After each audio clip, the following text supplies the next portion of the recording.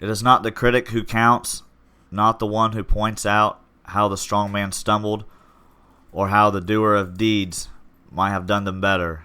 The credit belongs to the man who is actually in the arena, whose face is marred with sweat and dust and blood, who strives valiantly, who errs and comes up short time and time again, who knows the great enthusiasms, the great devotions, and spends himself a worthy cause, who if he wins knows the triumph of high achievement, and who, if he fails, at least fails while daring greatly, so that his place shall never be with those cold and timid souls who knew neither victory or defeat.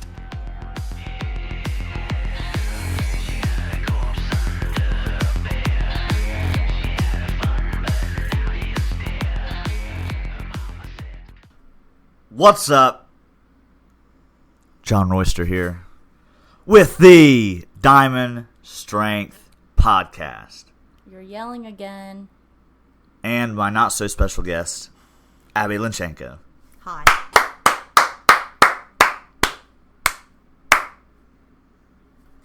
So, we went on a little vacation, a little trip to Lyles, Illinois. Yes. I was lied to and thought this entire time that we were going to Chicago, and I was so excited to see the bean and go see all the touristy things. What bean are you talking about? You know, like that mirror magical bean that's like huge, and everyone stands underneath it, and they're like, whoa, look at this. You said it's magical. What kind of magic powers does the bean have? It makes you walk on water. Okay? How do you receive the powers from this bean? I don't know. I never been there, so I wouldn't know. Yeah, so old Daddy Chad, hashtag at MeatPower45 on Instagram. He told us that his competition, which was his APF Nationals Multiply Championship, he told us it was in Chicago, which, I mean, I guess it was like 20 minutes from Chicago, but it was an hour away from Chicago. Okay, where we were at was a little further away from Chicago than we originally planned, but I was real salty about it. Abby was a little salty. I wouldn't say I was salty, but it would have been cool to get a picture with like something touristy, yeah. So that would have been cool at least. But anyways, we took a little vacation. Was it last week? Yep. Thursday through Sunday. Yep, so we just got back this past Sunday, and by the time you hear this, it'll be Monday. Yeah.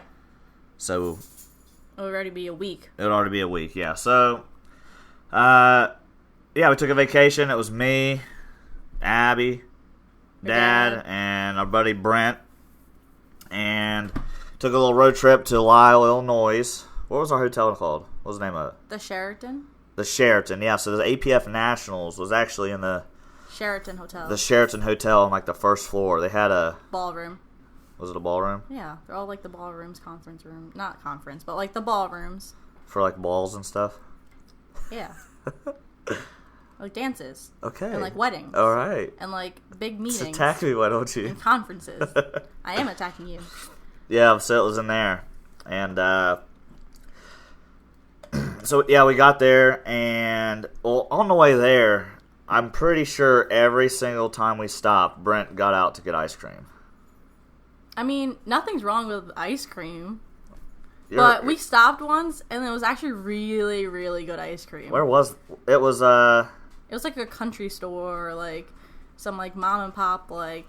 Yeah, I can't not remember the name of it. Connected to a gas station, and he walks in, and he comes back out with Oreo ice cream or something like that. Yeah, he had an Oreo ice cream. It was really, really rich. So then I went and got some. Yeah. And then you shared it with me. It was really rich and really dense.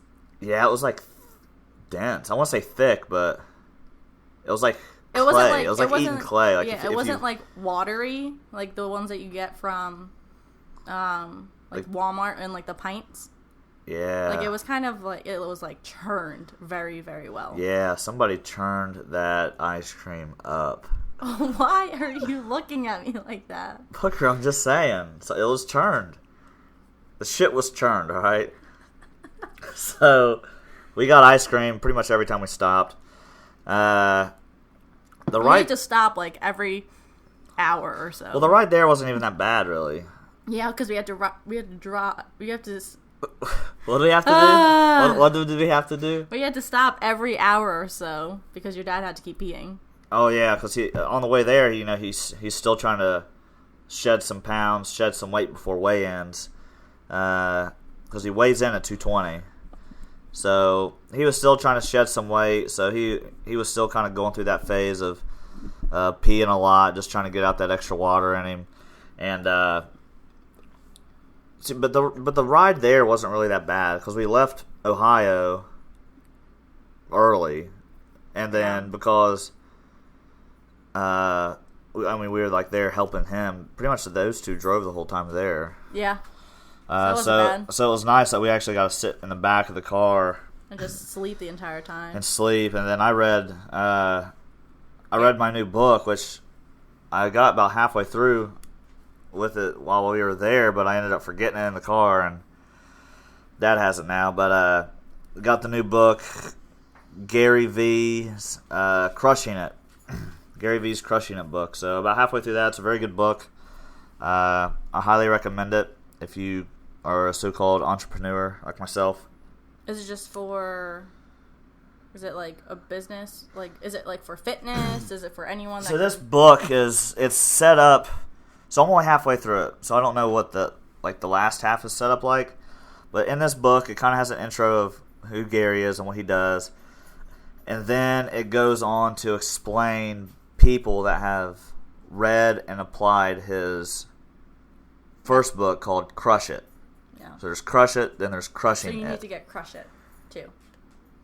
I'll end up reading Crush It at some point. It'll be out of order, but it'll be whatever. So this book, you'll be reading along, and then you'll come across a section that says, How I'm Crushing It, or This is How I'm Crushing It. And then below, it will have some person's name, and maybe like their @ sign for Instagram or whatever. And then it will have like their story of how they read the Crushing It book and how they're applying it to their life and how they've become successful. And then at the end of that little story of theirs, Gary will talk about, his portion, and then it will just kind of move on to somebody else. And it's a really good book. I mean, I feel like what we're doing with everything that we have, so Gary Vee does these like the Ask Gary Vee show, right? Yeah. And on the Ask Gary Vee show, he'll call some people that have put their phone numbers in. What are you looking at? It just looks like Onyx has like a very irritated nipple or something. So I'm sitting here getting deep in this book, and Abby has this cross-eyed look on her face, and I'm like, "What are you looking at?" She's over here staring at the dog's nipples. But look, saying that it's irritated. It does actually look a little red, a little plump. Aww. Go squeeze it. No. Maybe he's lactating. Booger, he's a dog. A male dog. Male dogs lactate, don't they? No. Anyways. His head shaking. I don't even know where I was at. What was I saying? I don't know. His head shaking. Of course, the moment he looks, his head's not shaking. His head's shaking. He's just laying there. Hey, honey. Hi, bud. You scared him. He was asleep. Where's Kelly? So, anyways, before I got distracted by the ultimate distractor here, so Gary Vee has this thing called the Ask Gary Vee show, or Ask Gary Vee show, or whatever, and he'll call people, and they will be like all surprised because they wasn't expecting a call from Gary Vee.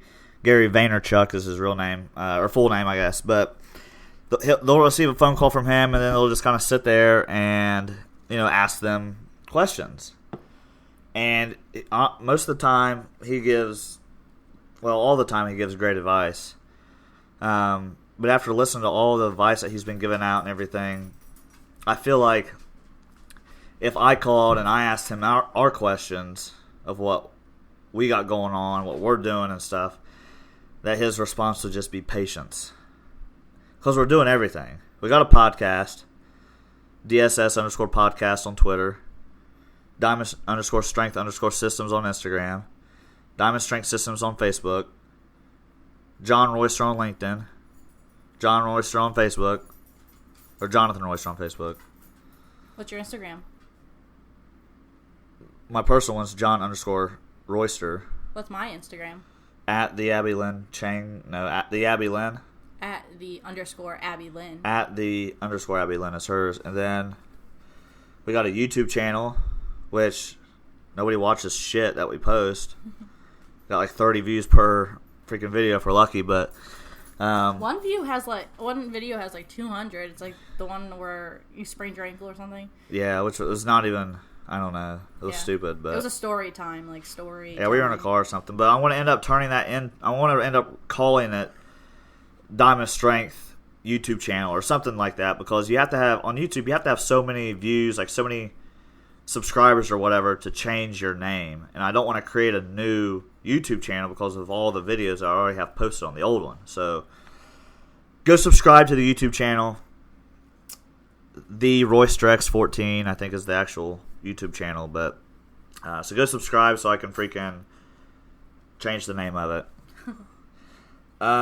Yeah, so I read that book, Crushing It by Gary Vaynerchuk. Got about halfway through it. We got there in Lyle, and they had the truck that was carrying all of the equipment and stuff in it. Yeah, they were sitting outside.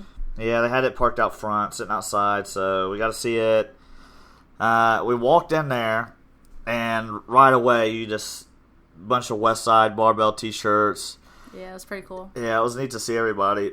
There was these two guys that were sitting down there every single day and night.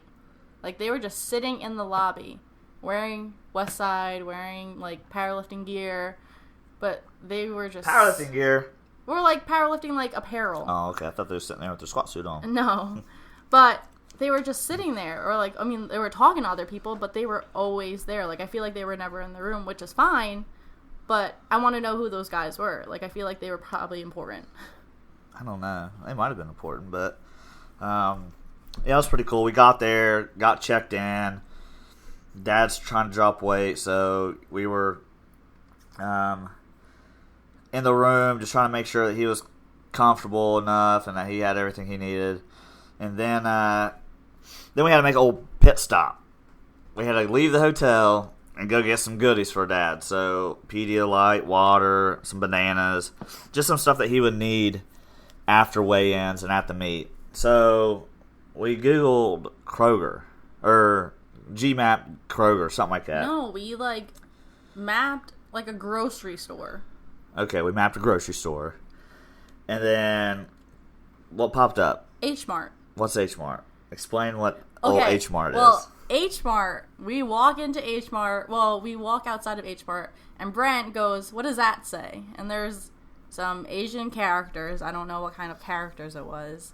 It was probably like Chinese or Korean or Vietnamese. I'm not really sure. It was words. It was some kind of word. It was just written in that language. Yeah, it was written in different characters. And I was just like, I don't know. And I was just like, that's kind of... In my head, I was kind of like, that's kind of weird for it to be up there. But I was just like, all right. Well, so, I was looking at it, and I thought it was odd. But for some reason, I guess I just thought that was like a heavily Asian populated area. So they would... It's just like any sign. Like if you go towards Canada, there will be signs that are part English and part French or whatever, or whatnot. So we walk in, and I think I like took 5 steps or something, and I was just like, "This is an Asian restaurant or an Asian grocery store," and I just look around, and there's just a bunch of people that kind of look like me. Yeah, we walk in there, and right away. It was, as soon as we walked through the entrance, right away you could tell that... You were not where we were supposed to be. Some of the food was just...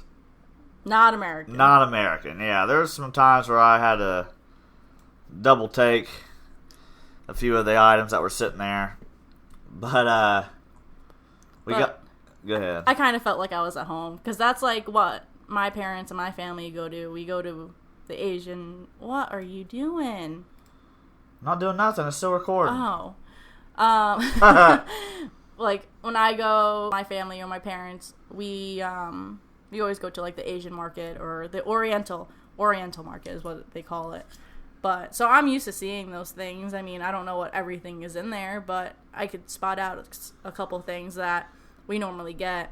But to John and Brent, it's really foreign. And Brent was having a good time. He's just like, Brent was in there videotaping. He was in there videotaping stuff, sending pictures to his wife. I've never seen anything like this before. And he was just having a blast. And it was just really funny. But there was another powerlifter there that was competing.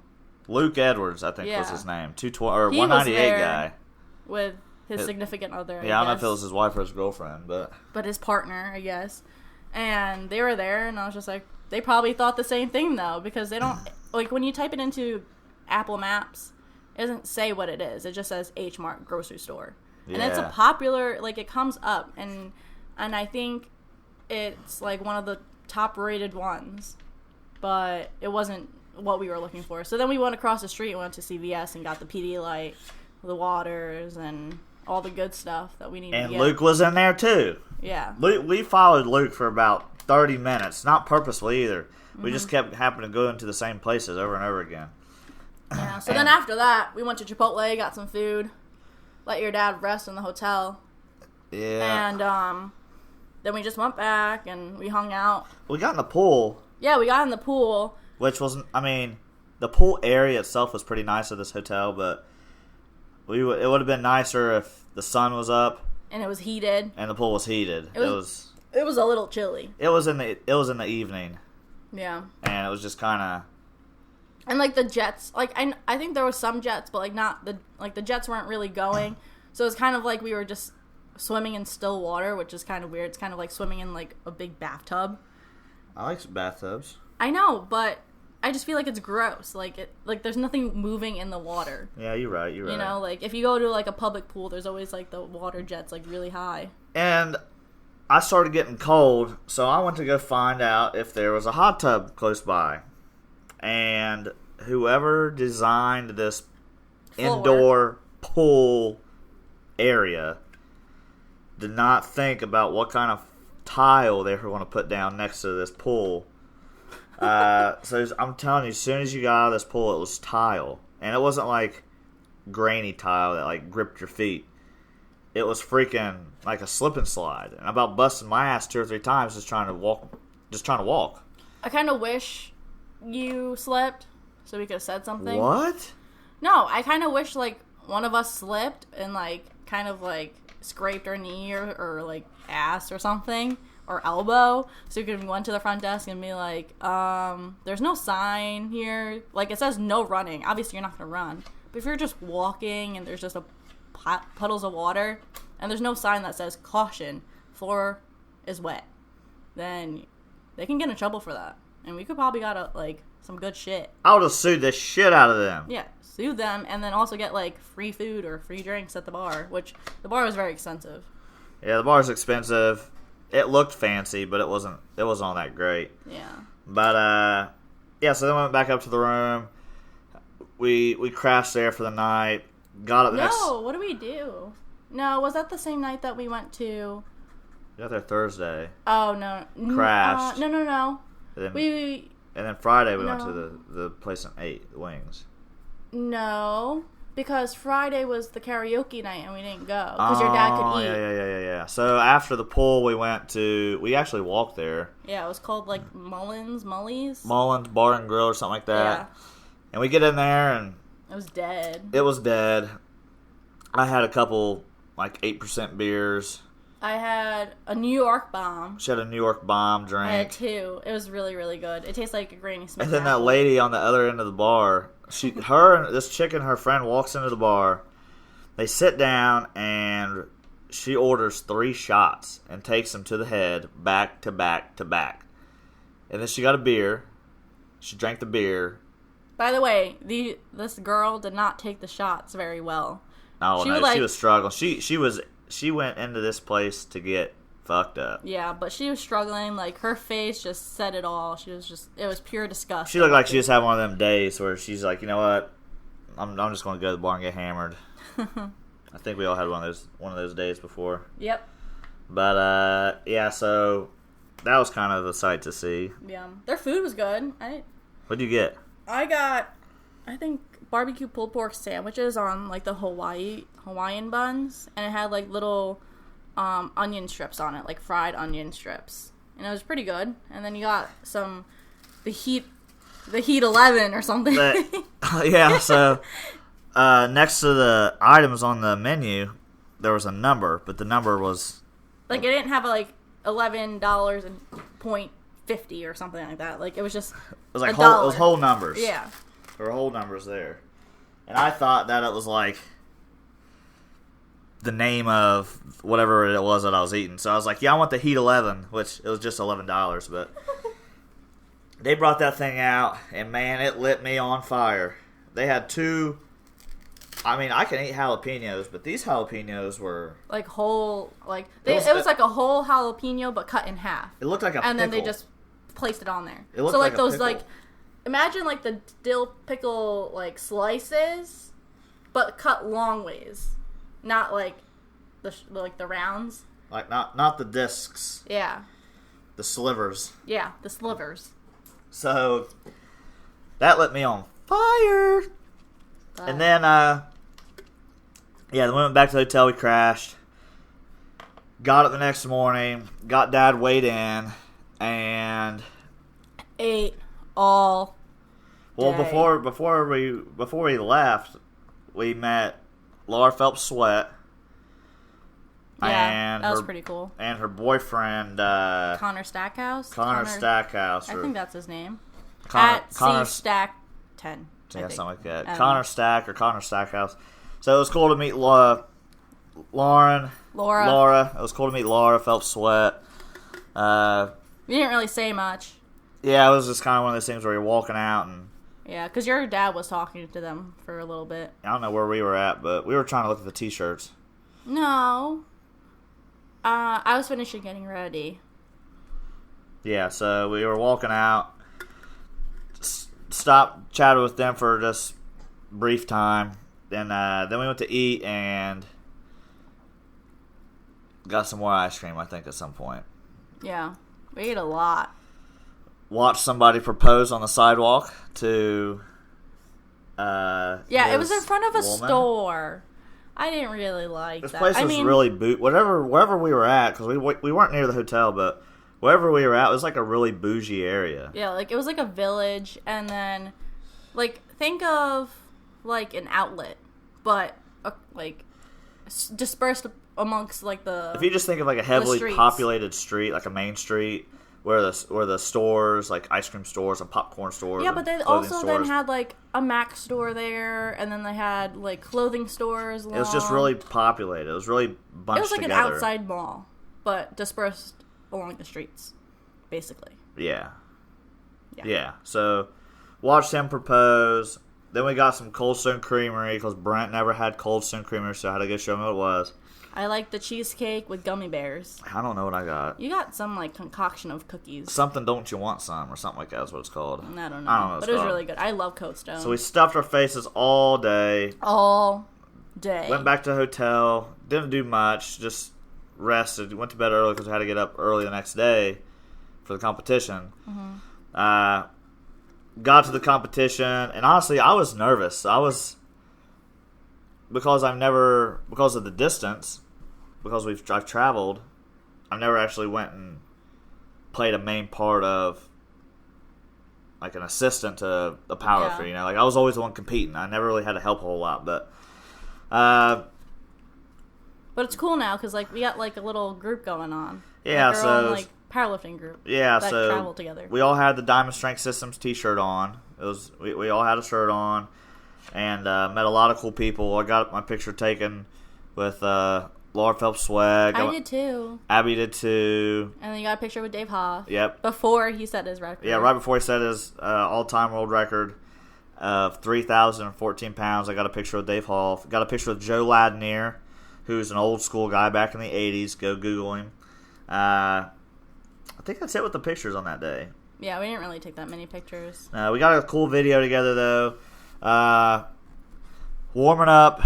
Dad was doing pretty good. Dad was doing good. He was warming up good. Everything felt right. Let me tell you, being a girl in this warm-up room is very, very scary. It's not scary, but it's just a lot of males in one room. Masculinity. Who are hyped the fuck up and just like in their zone and just trying to do their best at this nationals. It was meet. It was kind of it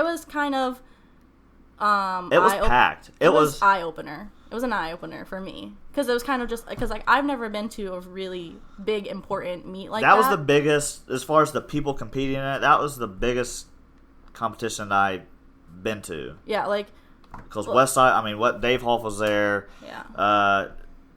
Chad Burdett was there, but he wasn't competing. Yeah. And then like, Anthony Oliviera, he's a Westside guy. He was there. Yeah. Like a lot of Westside people were there, but it was just big. And I think it was a big deal. And I think it was bigger than your Arnold meet. Yeah, I think it was too. Which is kind of sad in a way. But like I didn't feel that way when I went to the Arnold compared to the Nationals.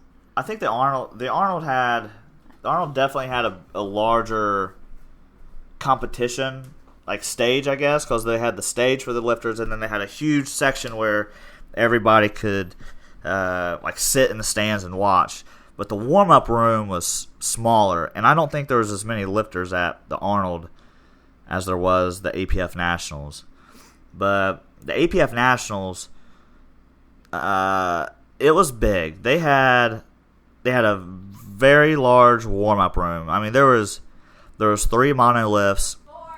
4 monoliths, and there were 3 or 4 benches, a couple deadlift platforms, and of course, when you're powerlifting, the person competing, they're not just doing it by themselves; they have a team with them. So, of course, everybody on the team was there.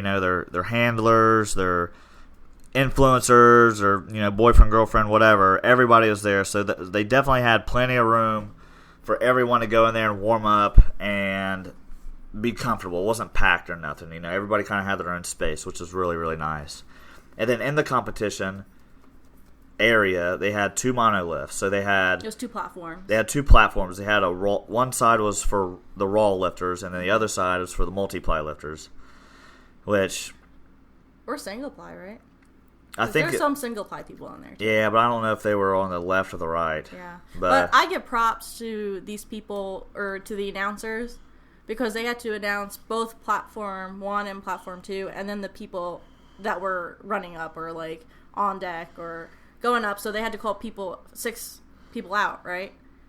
Roughly, 6 to 8 people out. So they would say platform 1, so and so's on deck, so and so's in the hole. Or whatever, so-and-so's 4 out. But they would name, 6 names, and then they would be like, go lift, and then platform 2, and they would do the same thing, and they would just keep going, and I felt like they never stopped talking. Yeah, they were on point. They definitely had their shit together when it was coming to... This meet, I think, it ran very smoothly, and it ran on time. There wasn't any, really big hiccups. I remember one judge probably had to use the bathroom, but they just had a 5-minute break.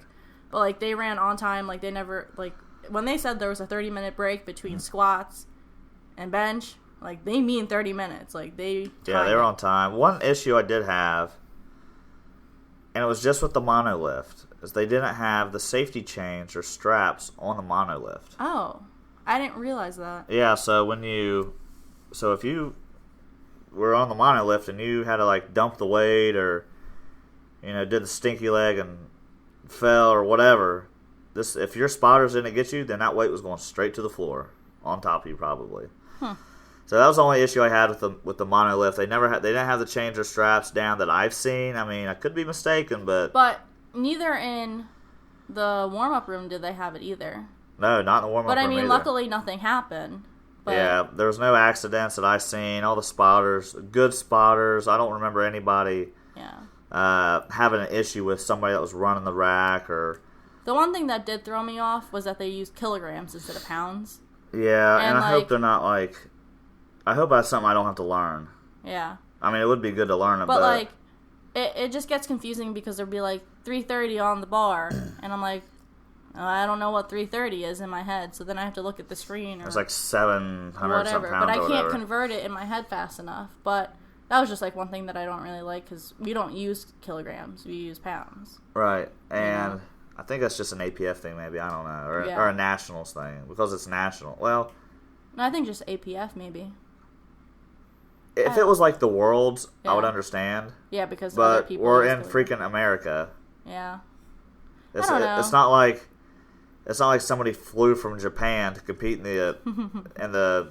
Yeah, it's called the American Powerlifting Federation, isn't it? Yeah, I'm pretty sure. Something yeah, like that, so but I don't know. Maybe it's whatever. No big deal, but it's just. It was just something that we're not used to. Like I'm not used to it. So I didn't really know how much this weight was, but so what Dad squat? 940? No. 920. 903. 903 or 904 is what he 903. squatted. Yeah, his first attempt, he fell forward. Well, the bar height wasn't right, and then he had to re-rack it and then get his bar height again, or like lower the bar. Yeah, we had to lower the rack. Yeah. And then he went for it again, and he unracked it and he just fell forward and they caught him, so he got DQ on that. His second attempt. What happened on his second? He was called for depth. Yeah, his second attempt, he went for the same weight. But it looked good. It was close. But I don't know how many lights he got. Maybe he got one good light and then the rest two are all red. I'm not sure. It was either it had to have been 2 or 3, but I couldn't remember. But he got red lighted on his second attempt and said screw it and went up. Right? Yeah, he said the weight felt good. He just needed to get more depth. So, and we also spoke with Hoff's girlfriend, Kellen. Kellen ended up calling his depth for him rather than Brent, because Brent called him on a second attempt, and the judges called him high. So, Kellen was calling other people. She was calling Dave, and she was doing a good job, so she offered some assistance to call his depth on his third attempt. And he jumped up to 903, and she called him up, and he did good. He locked it out. He was hoping for like a 940, 950 squat that day, but it is what it is. So after that, we went on the bench. His first attempt, what was his first attempt? I don't even remember his name. Well, I mean, what happened? I can't remember what he opened with. He opened with like 6 something, I think. I don't know. I can't remember what happened on his first. Did he get it? I don't know.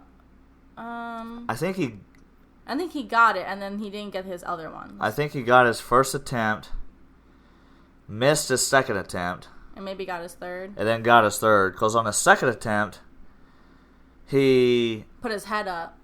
He was putting his head up, and that's when. Oh shoot! What was his name? No, he got his first attempt to get in. Who was the ball guy helping us out? I don't know. I cannot remember his name. Drex. Yep.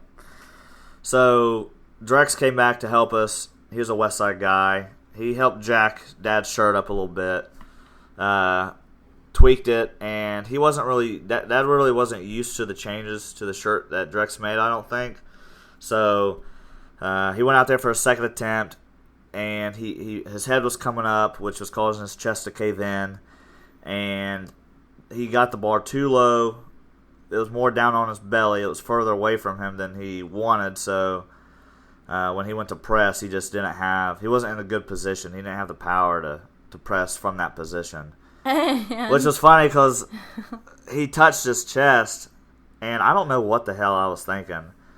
But the judge that's behind the person bench pressing is the one that calls the bench presser up.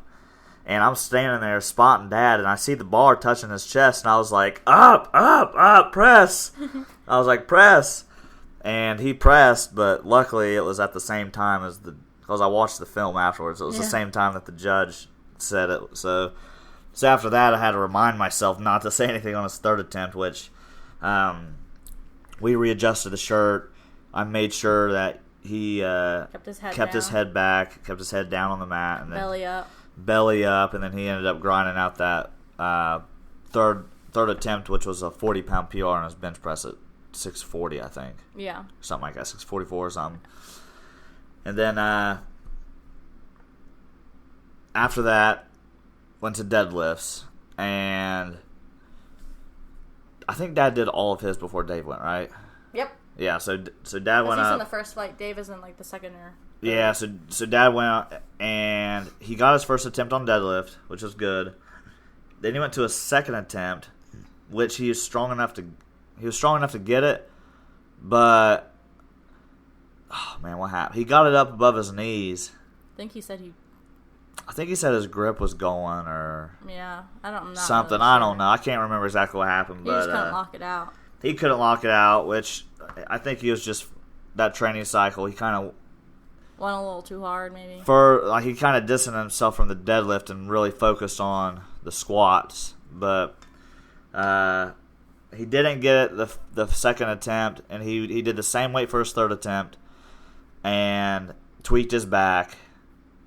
And then we had to listen to him complain about it for the rest of the day and the next day. But he tweaked his back a little bit, didn't get his third attempt, but he did good. He came out second place. Yeah. He tied with Christian Haywood. Yep, he tied with Christian Haywood at a 22-21 pound total. But Christian beat him. In lighter. Yeah, Christian beat him because of his body weight. Yeah.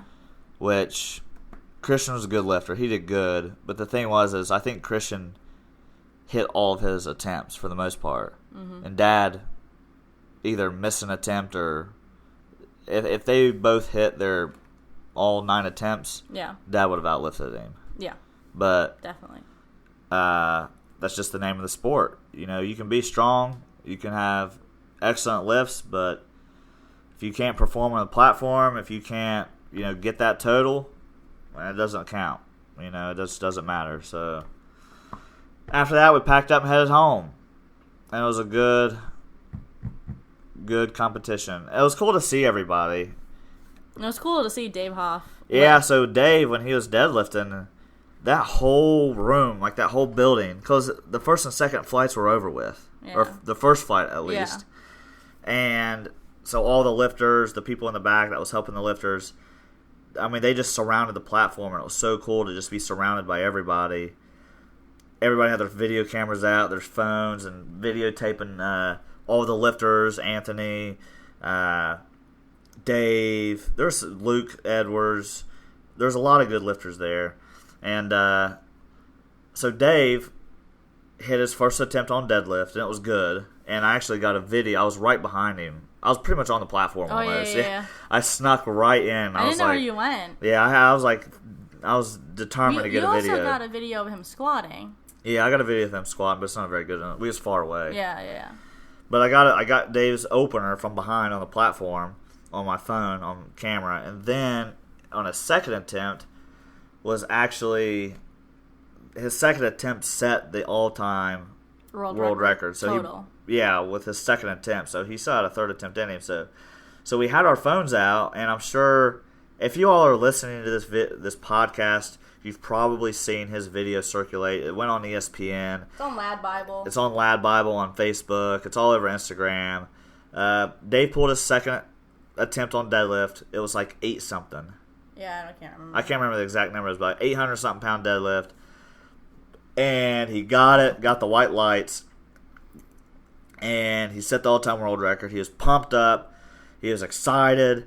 He walked back to where he was, off the platform, where all that, like in the waiting room, I guess, the waiting area.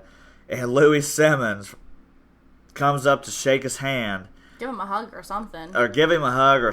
And Dave was just raging, and he pushed Louis, and Louis went flying through there like a freaking frisbee. Yeah. Hits the ground, smacks into the projector screen. Yeah, smacks into the projector screen. And then Dave was like, "Oh shit!"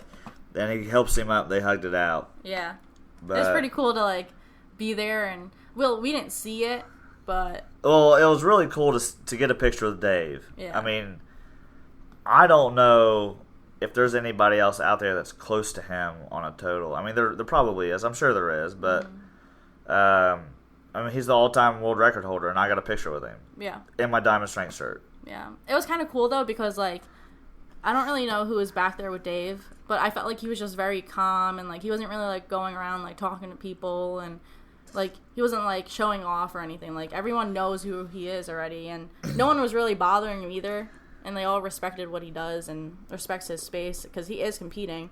But I just thought how cool it was for him to be so calm, because, like, this is... That's the name of the game, a record, you know? I mean... Like, he wasn't just, like, walking around. Like, he was just, like, hanging out and, like... He just... doing his thing. He was confident because of his training. Yeah. Because they run the conjugate method, they're maxing out every week at some form of lift, you know? So, when you're doing that, you constantly know where you're at. And if you're setting PRs every week on a variation of the lift, 9 times out of 10, you're going to set a PR on the platform. Mm-hmm. So... It was really cool to watch them warm up, kind of like some little tips and secrets and tricks that they were doing behind the stage. But yeah, when you're lifting and you're hitting that max attempt, if you're I guess if you're just a power lifter, like if you're a new power lifter or even a seasoned power lifter, if you approach that platform and you're just fucking raging and you're excited and you're hyped up before the lift, there is a possibility that you're going to miss the lift because you're too jacked up. You're too excited. You're not focusing on your technique. You're not focusing on what needs to be done. You're not focusing on all the cues that your spotters and handlers are giving you. You're just up there fucking raging. You're like, I want to manhandle this and get it, which I've done in the past. Yeah. Like, he goes, like, even if in the gym, because I've never competed, but even in the gym and I'm, like, I'm going to set a new PR for, like, a squat or a deadlift or whatever. And he looks at me, and he's just like, get hyped up. Like, this is a PR or whatever. And I'm just blank face. Like, but that's how I am. Like, I don't like to get hyped up because I get nervous. Like, I know I can do it, but it's still the fact that I still have to do it, and I haven't done it yet. And I'm still in my thoughts of, like, all right, I have to do this, and I have to do everything right, and, like, I have a ritual of what I do. Like, I just get in my head, and he just talks to me, and he's just like, get hyped up. Like, he'll, like, smack my back or something like that. But I'm just kind of like, all right, that's not helping, but do what you want to do. Yeah, it's the biggest thing when I'm coaching Abby is just try to remind her of what she has to do, because there's so many things that need to be done when you're performing that max effort lift that if you forget about one thing, it could throw your whole lift off and you could miss the lift. Yeah. So there's different people learn different ways. Mm-hmm. And Abby is just not the kind of person to get pumped up. She's just calm. And so when I'm trying to, there's that last minute or two before her lift, I'm just trying to focus on letting her know, like, hey, when you're squatting, back tight, elbows under the bar, chest up, eyes up, sit back, don't drop straight down, use your glutes, use your hamstrings, just stuff like that. So, and then he knows, like, I know to shut up once she gets under the bar. Yeah, he knows to shut up because I can't focus when he keeps talking to me and shooting out these cues and stuff, but he knows. But then like in the middle, like if I'm trying to get the weight up or whatever, then he knows to like shout out the cues and be like glutes, butt, or back into the bar or whatever. Like that's when I'll listen, but I won't listen once I'm setting up. Like right before the lift. Yeah. Before she actually goes touches the bar, like, into the lift, listen. She's just kind of getting in her own little zone, which, that's fine. That's okay to do. Some lifters need that motivation. Some lifters need you to be yelling at them and fucking hyping them up and shit. But that's the thing about coaching and me being a coach is when I'm with my clients and I'm with the people that I'm training for the day or whatever, I'm learning how their brain processes information. I'm learning how their brain processes information. I'm learning how they are as a lifter. So I'm able to communicate what I want them to do in a way that they can understand it. And everybody's different. So as a coach, you're going to have different people all the time. And it's important for you to be able to be diverse and to be able to communicate in a way that your client understands. So, what do we have? What do you have? Like 16 weeks from now. A powerlifting competition. What? You're doing a powerlifting competition? Yep. So tell the listener. What we need to give our listeners a nickname. Because I call the YouTube viewers tube viewers. Yeah. Or tube viewers. And then I call them podcasters. Isn't it like cod pastors? Cod pastors? Did you just make that up? Podcast? Like, you just switch the C and the P. I know, but did you just make that up? Yeah, I just made that up. Oh. Cod pastors. There you go. Alright, we're calling you cod pastors. It's kind of like I just think of cow pasties. I think of cow pastries. What? Or cow like, pastures. When you say just like cows too much. I love cows. They're just cod pasties. Alright, so all you cod pastors out there, Abby is going to be doing the Iron City Barbell Halloween Havoc October. It's Halloween. Yeah. But I need to get like everything panda then. I could just be a panda. Are you going to lift in a costume? I wouldn't recommend it. No, I just need like panda socks, a panda shirt. No, I gotta wear the Diamond Strength System shirt. Unless if we can get a panda on it, that'd be dope. No. You got panda shoes. You got panda shoes. Can I get panda socks? Oh no, I have panda socks. Yeah, you already have them, so wear those. It'll be good to get. I just need panda underwear then. Well, we'll get you panda underwear then. Panda bra. No, I want like a panda scrunchie, like this one. Yeah? But pandas on it. We'll I already have like a panda water bottle. So, alright, I'm all panded out. Alright, you're going to be panded out for the competition. So yeah, she's doing that. So I'm coaching her and one other client. And you might be coaching another one. And I might be coaching another one, but I doubt it. Yeah, I don't know. He hasn't seen... I don't know. Anyways.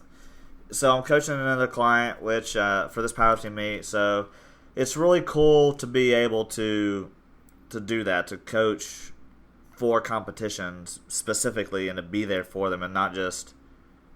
Kind of wish he was just coaching me, but hey, I can't have it all. Yeah, but we're gonna get a photographer there. Maybe.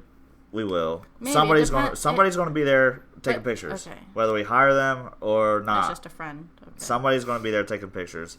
But there's a photographer there, and depending on how much she charges, we'll see. But I'd like to have a photographer there who knows what they're doing to make it look professional and clean, and it's going to be your first competition, so it'd be kind of cool to make sure everything was legit. Because my first competition in 2013 was recorded off a phone, and it's kind of blurry, and it's not like that freaking cinematic, detailed, crisp look, but it's whatever. So yeah, she's doing that. Then I'm doing the Fall Throwdown, which is September 28th, 26th, 27th, something like that. 29th, September 29th. This is the Fall Throwdown. It's in Dayton, Kentucky. So I'm about 15 weeks out from that. Tomorrow's 15 weeks, the beginning of 15 weeks out. My goal total is a 1950 total. That's what I want to shoot for. I highly, I have a lot of confidence in myself that I can achieve that as long as everything goes right and I don't get injured or anything stupid like that. So, yeah, 1950 is my total, and that's what I'm shooting for. And then for Abby's total, I don't know if we really... Well, so say like 255. Where's the phone? Yeah, get your phone over there and pull this calculator out. Okay. Ready? I'm ready. So what do you think her squat's going to be? So say like a 255 squat. I can squat 235 now. Maybe 275. Nah, we'll go let's just play it safe. We'll go 255. 255 plus maybe 140, 150. Nah, I'll say one. We'll say we're just 155. 155 bench plus... Ooh, this is hard. I don't know what I can deadlift. 275. Okay. 275. What's that? So it'll be 685. So it'll almost be 700. So I'm going to guess that she's going to be between a 665 to a 725-pound total. What? Yeah. Bruh. So that's what I'm guessing her total's going to be. It's going to be her first one. You know, I don't know if it's going to be her last one or not, but she's going to do one, and I think she'll be happy with the outcome. Maybe. We'll see. I think she'll be happy with that. So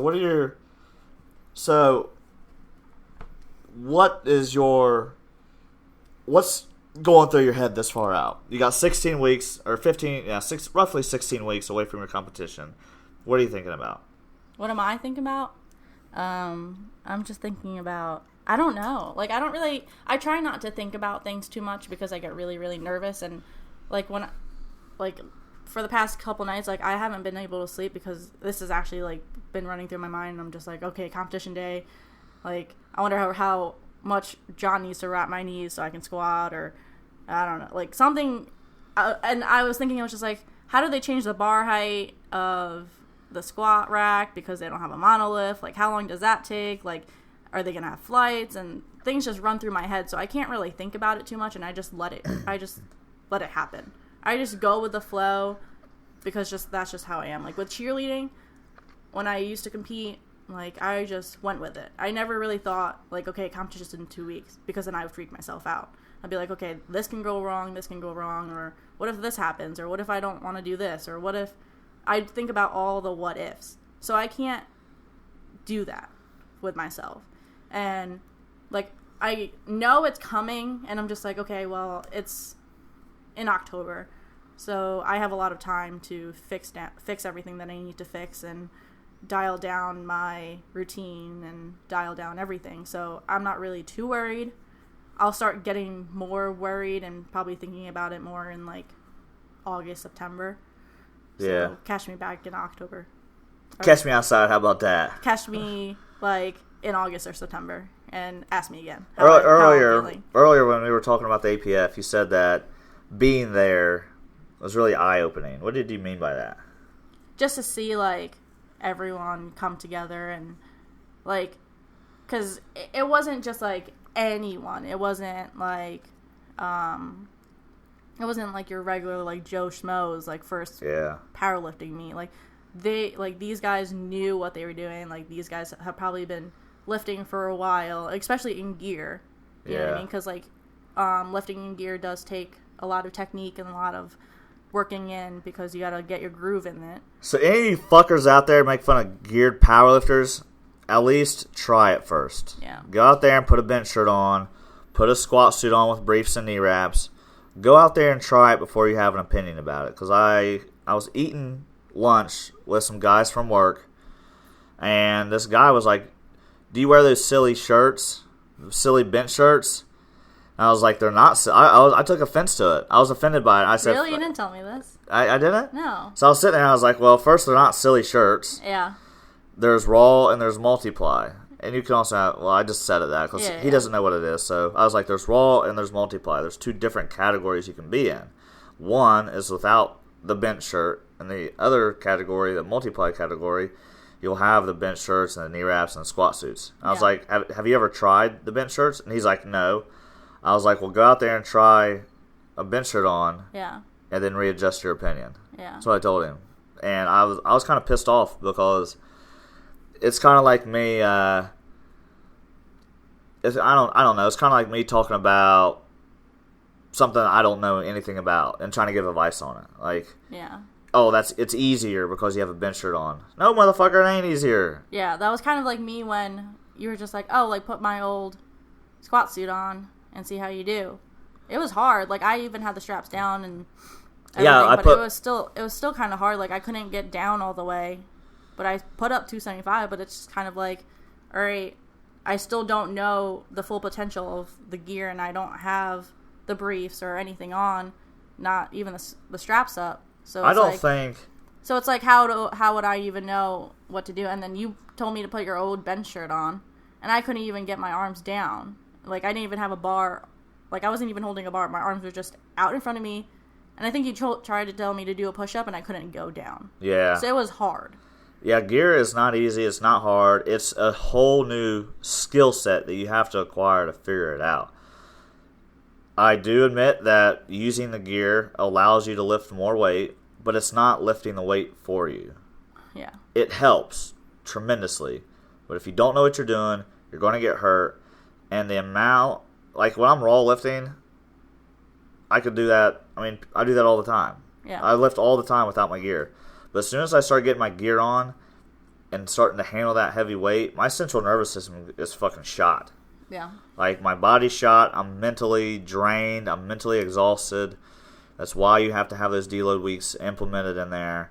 And it's just a whole nother outlook. And you can't have opinion on something if you never tried you're not educated in whatever it is that you're talking about. Or you've never tried it. Or you've never tried it. Yeah. So that's my 2 cents on it. If you don't know, shut the fuck up.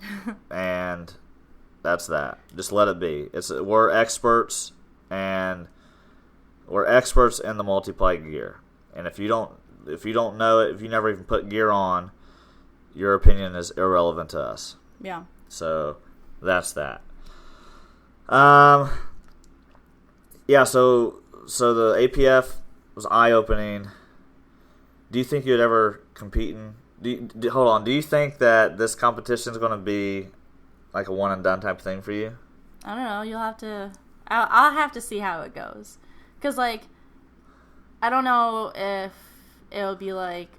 What do you think the deciding factor is going to be? The deciding factor is how the day goes. If it like goes like meh, and it's kind of just like, all right, well, that was kind of like shit. Like, I might want to do it again.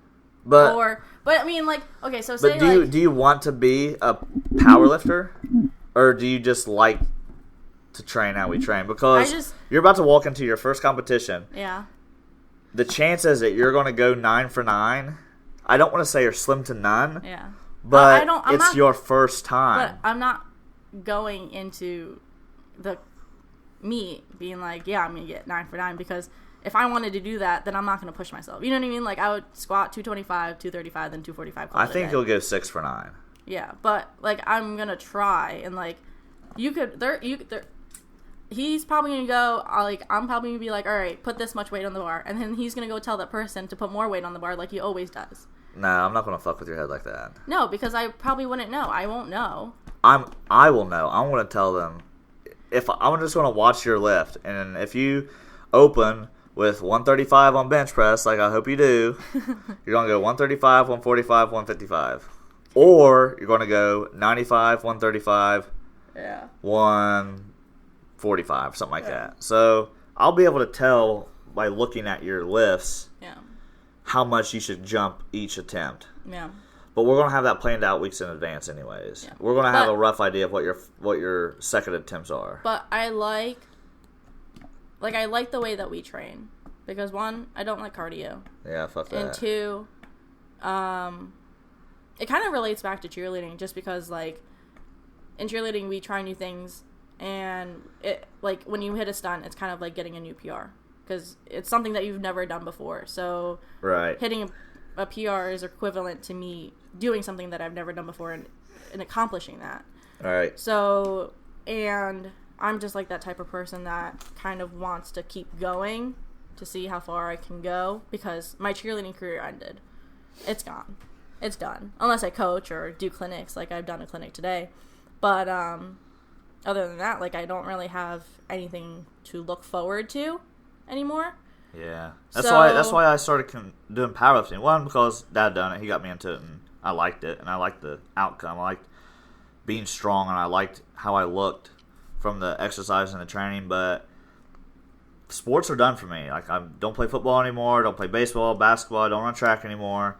So really, the only thing left that I can like really make a name for myself in is powerlifting. And because I am the way I am, and I have that competitive edge, and I have that drive to be better than I was the day before, powerlifting is my escape. It helps level me out, because when I'm stressed, like, I'll get stressed out, and I will, like, my bad sides will start showing if I can't go to the gym.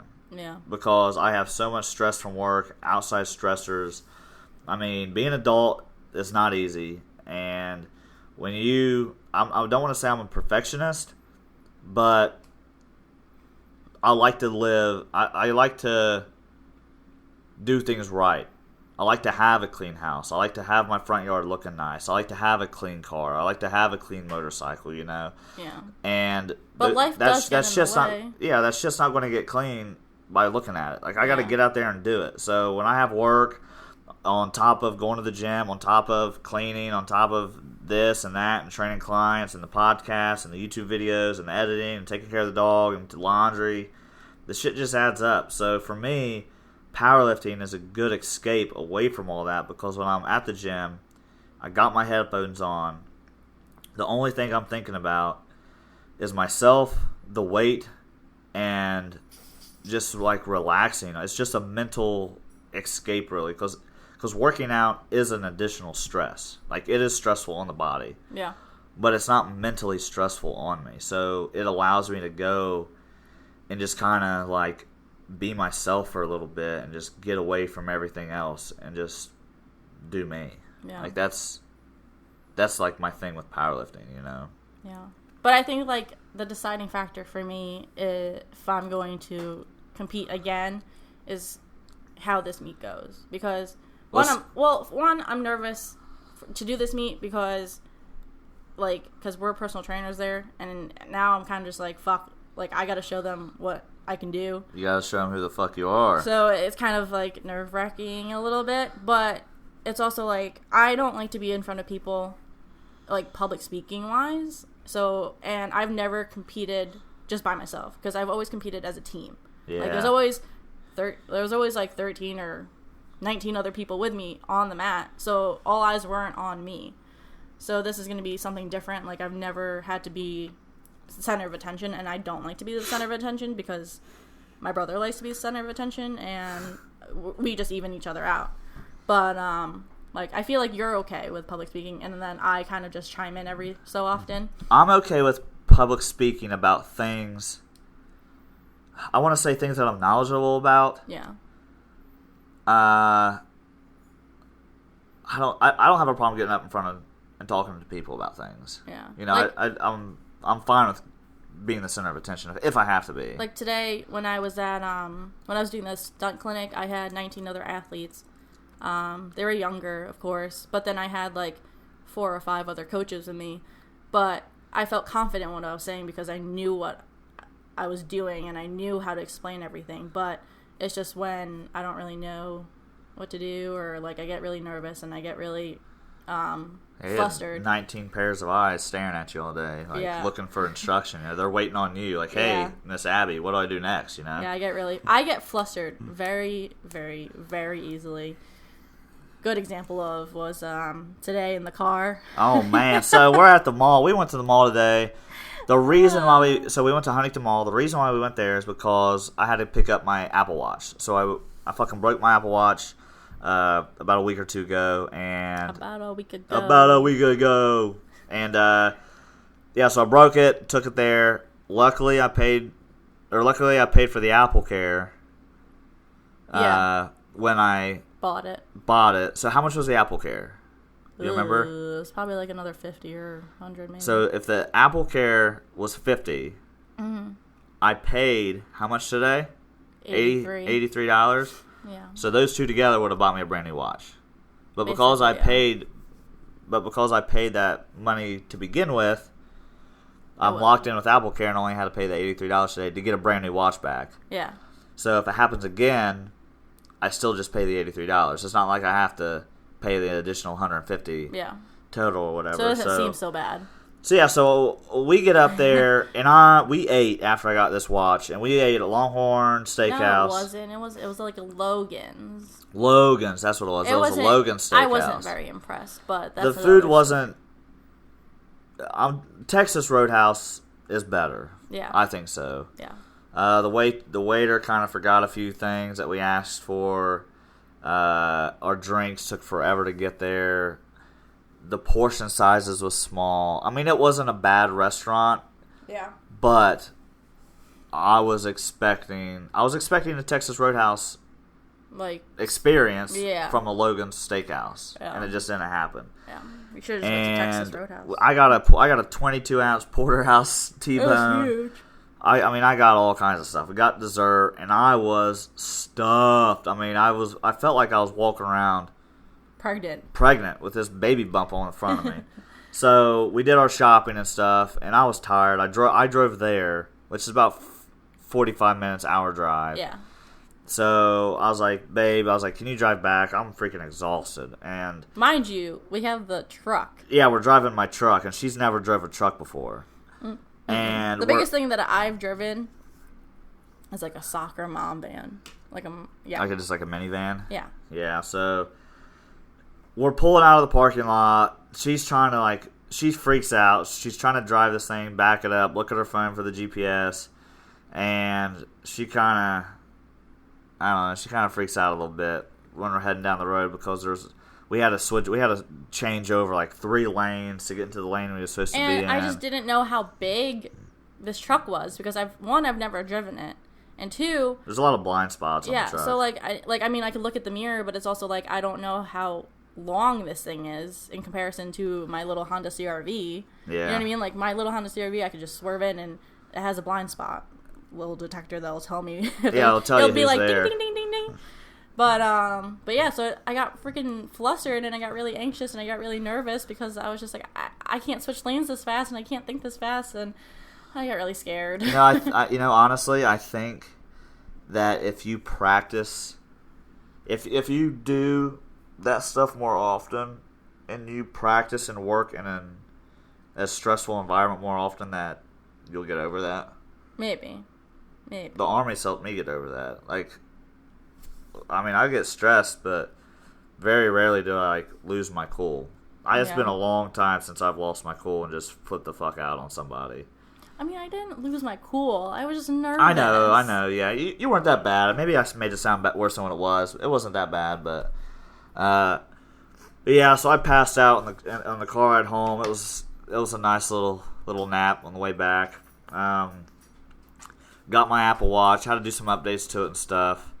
But yeah, that was that little tidbit today was fun. It was nice to get out of the house. And have a little day date. Yeah, I had a little day date. I did some yard work this morning. I trimmed some bushes and raked up the aftermath of all the stuff on the on the ground around the bushes and stuff. But back to your meet, back to your competition. I'm trying to find our song. I know what you're making me. I feel like you're rushing me to end this. So I'm just trying to get it ready. All right, she's getting the song ready for our song of the week. I can't find it. So back to this powerlifting meet that you're going to be doing. Yep. I mean, you keep saying that you want to see how the day goes to decide if you're going to powerlift or not. Yeah. There's obviously going to be some meets ran better than others. Yeah. So are you saying that the way the meets ran is going to decide if you're going to be a powerlifter or not? No, I think it's just the way, how I do. If I freak out or, if I get nervous or, you know what I mean? If I don't feel confident in myself. If I don't feel confident in myself, then I don't want to do it again. Right. It's something So if you go out there and you don't hit the numbers you want. No, I'll be fine. That's not, as long, it's hard to explain. It's kind of because people play basketball because they like the sport. Yeah. But I'm not very good at basketball, but I like to play it. Yeah. So it's just kind of like powerlifting. If you like it, you'll keep doing it. You're not going to do it for social acceptance. I know, but to me, I like to train powerlifting style. You know what I mean? So if I don't like competing and I don't like being in front of everyone, then I'll still train powerlifting style. I just won't compete. Yeah. You know what I mean? I'll still do everything the same way. I just won't. Yeah. Do my little maybe in my head, or maybe I'll. I got what you're saying. Or maybe I'll tell you and just be like, hey, let's just run a mini meet one day, or just do a mock meet just to see where I'm at. If I don't like it, then we could set goals for myself and do it that way. Yeah, I see what you're saying. Some people just don't like to be in front of people. You know? I just get really nervous, and it's just Like, what did I do one year that... You say 1 year? Or on here? No, like 1 year. Like, I think I did karate. Yeah, I did karate for a little bit when I was a little kid, and... A little bit? You're a brown belt. Yeah, That's high. But, I did some competitions, too, and I, like, had to go in front of people. But I was little, so, like, I didn't really care. But I remember my first competition ever, I lost to a bigger girl when we were sparring. And I didn't get my medal, and I cried because I was pissed. Because I was kind of like, that's not fair. She was bigger than me, so, like, why would that count? Like, I think we're grappling, too. Yeah. Or whatever. But I was really mad, and I told myself I would never do it again. But then I think I did one more competition. I got, like, gold medals and, like, a really big-ass trophy. And then I just never competed again. But, to me, it's kind of just, like, I do it, and then I see how it goes. I'm just kind of like, oh, okay, I like it, or... All right, I'll do it again to redeem myself, or I just won't do it again. That's what I was trying to get at. Is if you're just going to be one and done, like, if you don't like the day, yeah. If you don't like competing in front of people, and you don't like spending your whole day there, and it doesn't matter to you if you're known for your total or your squat, bench, or deadlift numbers, like, if you don't care about that stuff, like, I got it. But if you go to this competition and you either bomb out or you don't hit the numbers you project and you're like, you know what, I'm done, I just feel like that's taking the easy way out. And you're just going to say, no, I'm not going to do this anymore because it's easy to do. And you're not going to... It just depends on how the day goes. Because, like, if I bomb out, fine, cool. Like, that happens. Like, I'm a mental case. Like, I get in my head too much. I know you'll be upset. I mean, obviously. Yeah, I'll be pissed. You'll cry. Yeah, I will cry. But you can't, you can't just let that bad experience be like, you know what, I'm done. I'm not, never, that's just... Yeah, but we also don't know how I'll react during that day. Right. Because I don't like being in front of people. Yeah. I don't like being center of attention. So, I mean, it might go well. We don't know. But we won't know until that day. Like, I'm not saying, like, I'm going to try so hard to not like it. You know what I mean? Yeah, like, yeah. I'm going in this with an open mind and... whatever. Like, I know how meets are ran because I've been around them. Do you think going into this powerlifting meet, do you think that going to the other powerlifting meets and watching has helped you any? Yeah. Probably. Like maybe you know what to expect or something? Or? To me, I know that I'll be wanting to warm up a little bit earlier because I don't like to be rushed. Like, if you come up to me and you're like, you're 6 out, I'm like, no. Like, I'm not done warming up. Like, I still have to hit 2 or 3 more done, and then we can go. Like, I would like time for me to warm up, and then be like, okay, I could breathe, and then just wait for my time to go. Because, like, I don't like to be rushed, and I like to have things a specific way. Yeah. You know what I mean? Like, when we warm up, we don't really go fast when we warm up. So that's the speed that I'm used to. So, and with other people being there, you know what I mean? Like, there's only one squat rack. So I'm going to have to start warming up fast. Or sooner than later, And, because we're going to have to change the bar height, we're going to take off the plates and all that fun stuff. And yeah, I'm very curious to see how he breaks this up. Because he had a powerlifting meet a few months ago, but there's only one squat rack there, one deadlift platform. But they didn't. One bench.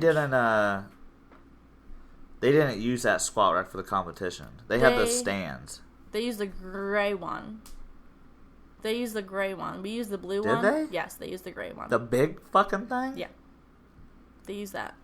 I thought they had the stands, like just the 2 little stands. No. I'll show you a video. But, yeah. I'll be curious to see how they warm up. I mean, if they have 30 lifters there, they're all different heights. They're projecting 60. They're capping it at 60. And you're going to have 2 racks to warm up with? That's one rack to warm up with. One rack, maybe 2, but 1 rack to warm up all this. That's just... You would have to break it down in flights, and you're going to have... Very long day. You're going to need to break it down in some, obviously, flights and have time in between for, because you're short. Yeah. You're short, and you're female lightweight lifter. Yeah. So I'm very short. if you got these super heavyweight guys in there that are 6 foot plus, yeah, you can't warm up with them. I can't warm up with them. Yeah. The bars, I'm gonna have to adjust the bar height. Like every little detail, it makes a difference. You know, you don't want to go into the powerlifting meet questioning things, and you don't want to be warming up like feeling rushed. Like you got to adjust to what's going on. Yeah. Because it's not all about you. You're at a competition, and that's part of it. Yeah. But you also gotta do it. You want to mentally be confident that, hey, I'm warming up and I feel good. Yeah. I'm not having to. I'm not having to adjust my warm up to somebody else. Yeah. Because even at the APF Nationals and even at the Arnold, when I was warming up, like I had to do it like on a time. You know, like I was like, hey, Dad was like, hey, you need to hit your next warm up. I'm like, all right. But it wasn't like I had to miss warming up or something. Like I was sitting out for 15 minutes while other people warmed up just so I could go. Like it just moved smooth for me, and I was able to go back and forth to my attempts and stuff. So. Yeah, but to me, like when I was watching your dad warm up, I think for squats or something, he was supposed to hit 2 more warm up sets, but he only hit 1. No. I know what you mean. He was supposed to hit one more. He was supposed to warm up one more time before he hit his opener. So like and then he didn't, or something like that. Right, he missed it because of timing.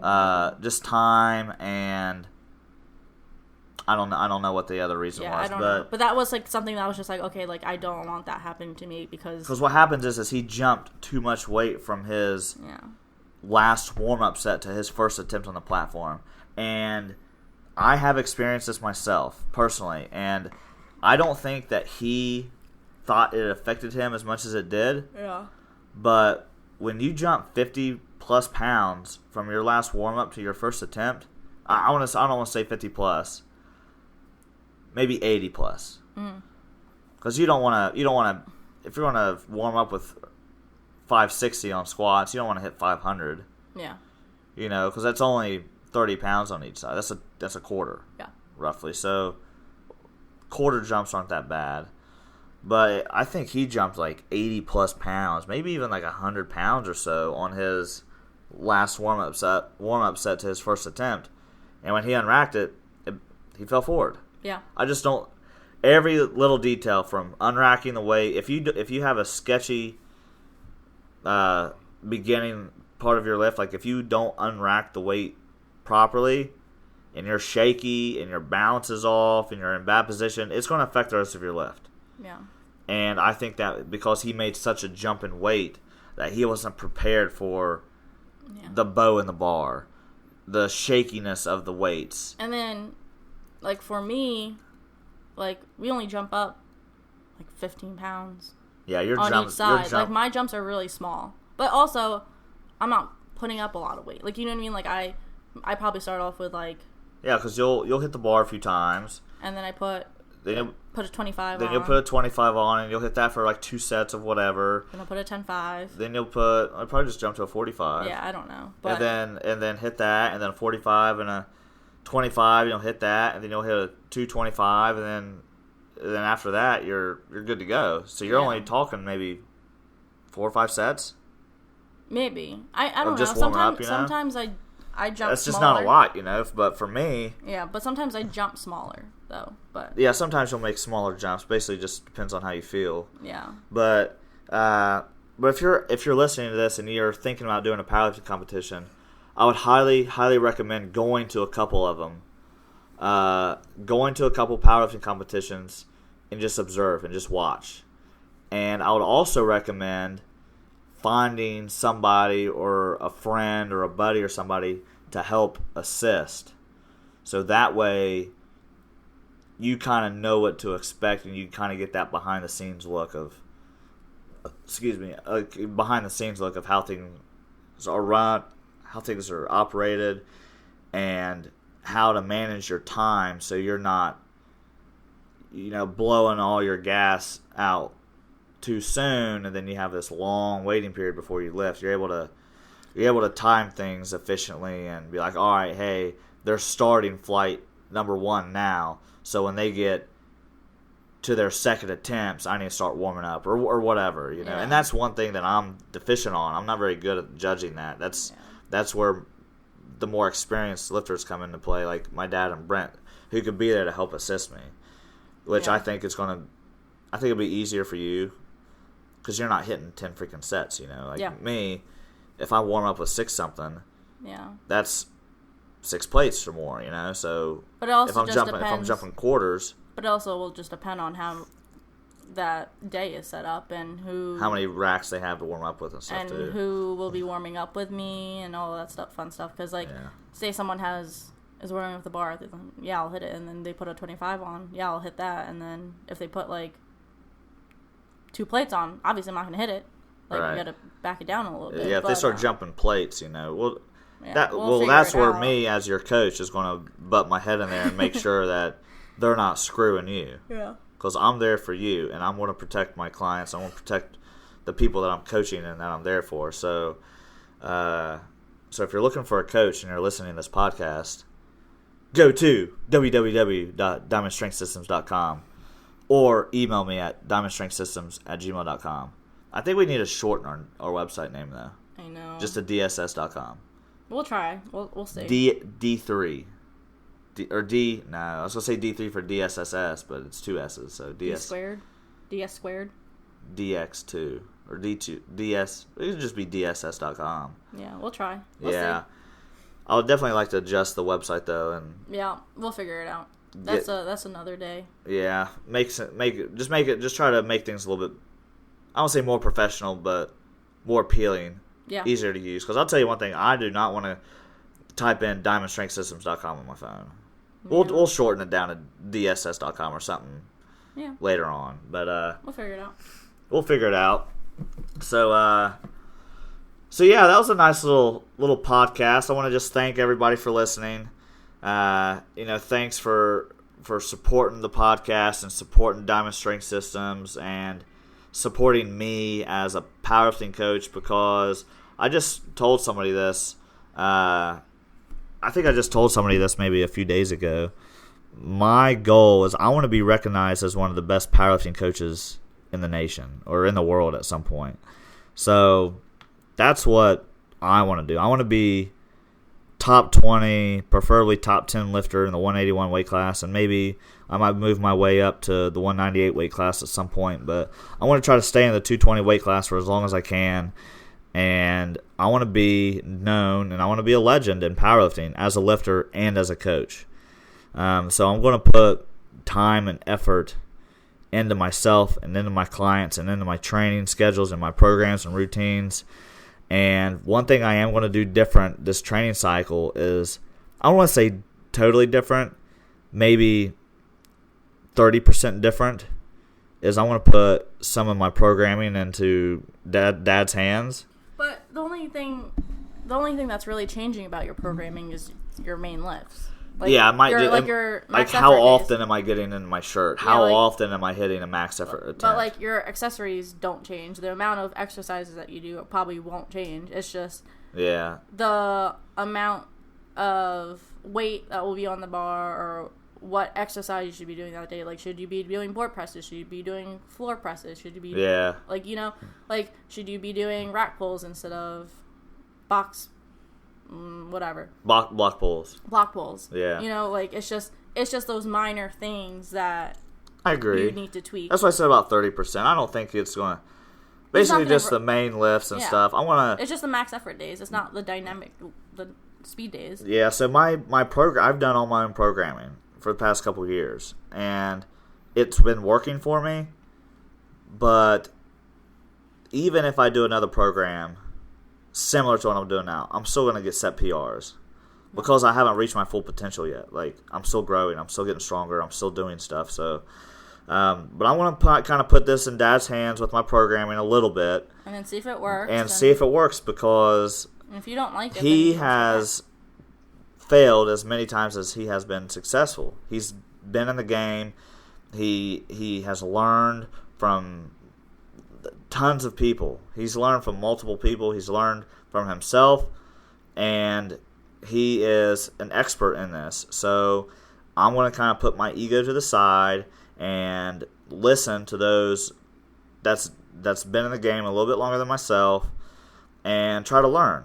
And that's what it is I just want to try to learn and see how this plays out. And if my next meet goes good and I'm happy with the results, then, I'll be able to say, hey, I'm glad I listened to you. But at the end of the day, it's going to be my call. If I don't like what he has me doing, I'm not going to do it. Because you have to be confident in what you're doing. If you're going out there and you're questioning everything you're doing every single day, it's not going to build up that good confidence. But I don't see him having me doing anything crazy or something that I'm not going to be confident in. Yeah. It's just going to be maybe changing a few things. So, yeah. But tomorrow we're going to sit down with him. We're going to sit down and we're going to discuss a few things and really pull up a nice plan. And I just want to say that you are a sneaky, sneaky little thing. Me? Yes. How? Because you got me to talk about powerlifting and my meet without, it being in, a private setting. You actually, because, I have to talk. This is our podcast, you know what I mean? So, you kind of quartered me into a corner. I did. To get me to speak. I did. I wanted those were the questions that you wanted answered.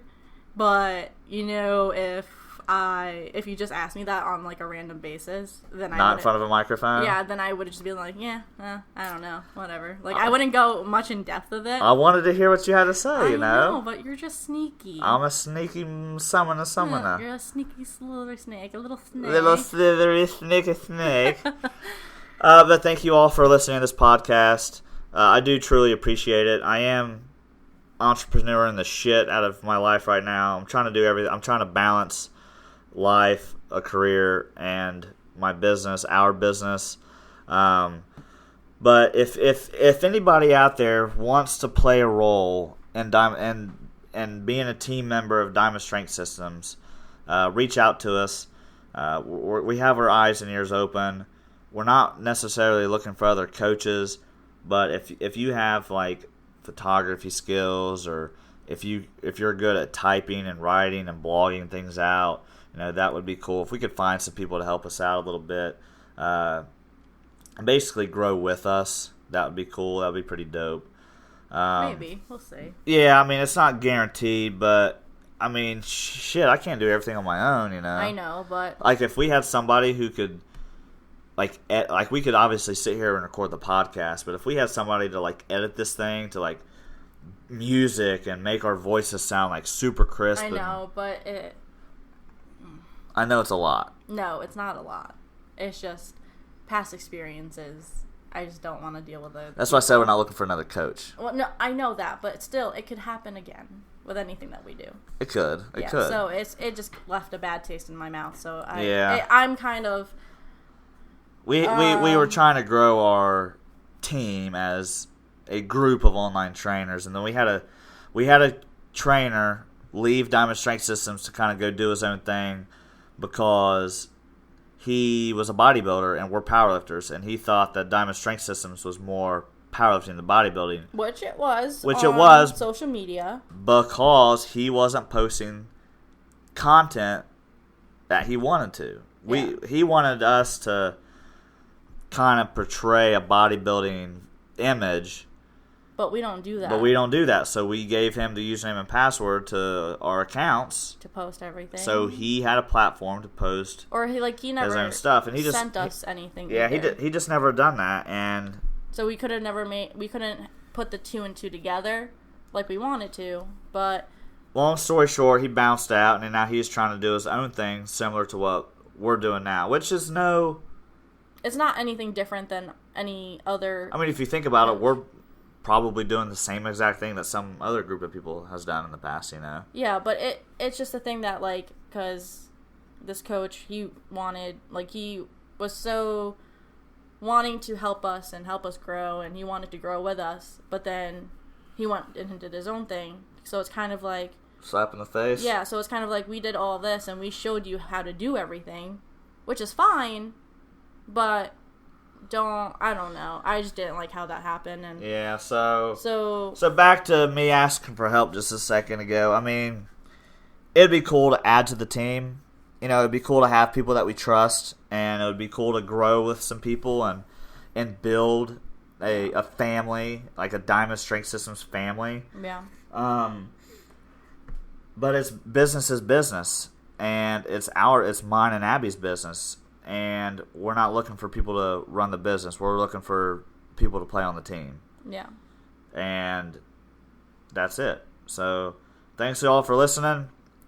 Go check out DSS_podcast on Twitter for all of our tweeters that we put out during the day. Go follow us on social media on Instagram at Diamond_Strength_Systems.